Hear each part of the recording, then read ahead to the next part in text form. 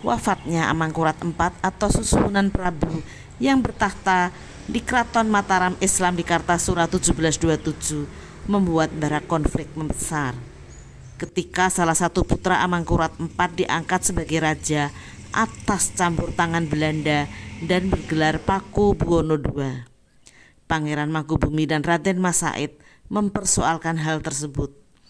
Sebelum dilanjutkan, subscribe kanal ini lebih dulu, like, komen, dan share agar kanal ini bisa terus mengunjungi dengan informasi menarik lainnya. Tarik-menarik tahta dan kuasa selalu mewarnai kerajaan-kerajaan yang ada di Nusantara, dan Belanda dengan kelicikannya memanfaatkan konflik tersebut untuk kepentingan sendiri. Melaksanakan politik divide et impera atau politik pecah belah adalah hal yang selalu dilakukan di mana-mana, terutama terkait pergantian pimpinan kerajaan. Menjadi wajar ketika Pangeran Mangkubumi dan Raden Mas Said mempersoalkan pengangkatan Paku Buwono II sebagai Raja Mataram yang juga karena campur tangan VOC. Mangkubumi adalah juga putra Amangkurat IV, saudara Paku Buwono. Sementara Raden Mas Said putra Arya Mangkunegoro.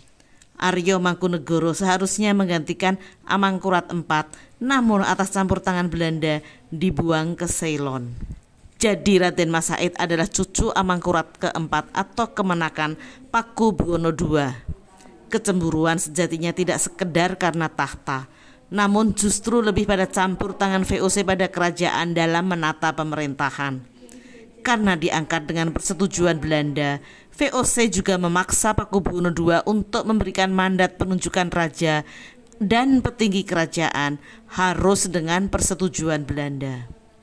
Raden Mas Said dan Pangeran Mangkubumi memberikan perlawanan kepada VOC dan Paku Buwono II sebagai bentuk protes. Persekutuan Mangkubumi dan Raden Mas Said tidak mudah dikalahkan Paku Buwono II yang dibantu VOC.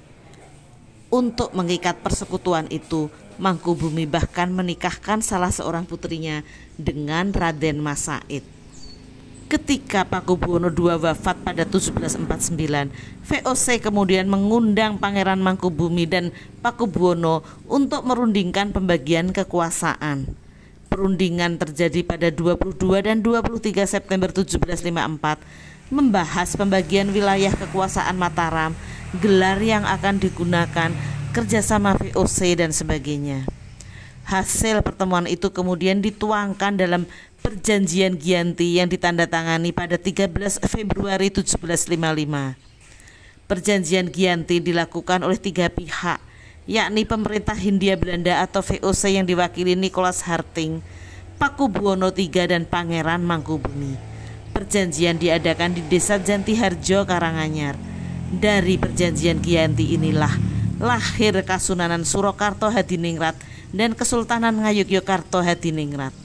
Tentu saja poin-poin perjanjian lebih banyak untuk kepentingan VOC. Perjanjian Giyanti jelas sangat merugikan kerajaan Mataram. Bukan hanya telah dipecah, namun kerajaan Mataram yang pernah melawan VOC bahkan menyerang Batavia pada zaman Sultan Agung ini, selain dipecah juga berkurang wilayahnya. Fakta yang membuat Raden Mas Said tidak terima dan terus melancarkan aksinya. Menjadi Sunan di Keraton Surakarta Hadiningrat tidaklah membuat Paku Buwono III menjadi raja merdeka. Belanda kemudian membangun benteng Vastenburg tidak jauh dari Keraton Kasunanan, selain untuk markas Belanda, sekaligus mengawasi dinamika Paku Buwono dan Keraton Kasunanan Surakarta Hadiningrat.